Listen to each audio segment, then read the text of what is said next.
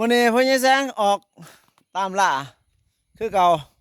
หาแนวอยู่แนวกินพี่น้องแต่ว่ายังบ่ทันได้เข้าสู่หน้าเวียกหน้างานมาทักทายสบายดีกันตอนเช้าๆกับวิวงามๆพี่น้องสายน้ำเซขมานอ่างตรงเซขมาน3พี่น้องสุดยอดเด้อวิวเบื้องหลังอยากให้พวกท่านมาเห็นด้วยตัวเองโอ้ยเห็นแล้วสบายมุกสบายใจนั่งจิบกาแฟเบาๆแล้วก็ส้มธรรมชาติทั่วไปโอ้ยสุดยอดได้อพี่น้องก็อีกเป็นอีกมุมหนึ่งที่ส่วนให้สบายมุกสบายใจงามบ่สุดยอดเลยธรรมชาติก็ค่อนข้างยังอุดมสมบูรณ์พี่น้องขอบเขตนี่ก็ยังได้ยินเสียงสัตว์ป่าต่างๆ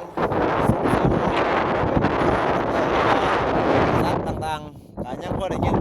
แต่พอจะแสงมากลางม่องแล้วก็ใส่เบ็ดสอกอยู่หากินตามสไตล์บ่ไรออกล่าสัตว์บกออกล่าสัตว์น้ำพี่น้องต่างมาทักทายสบายดีกันยามเศร้าๆขอให้ทุกคนอารมณ์ดีบาย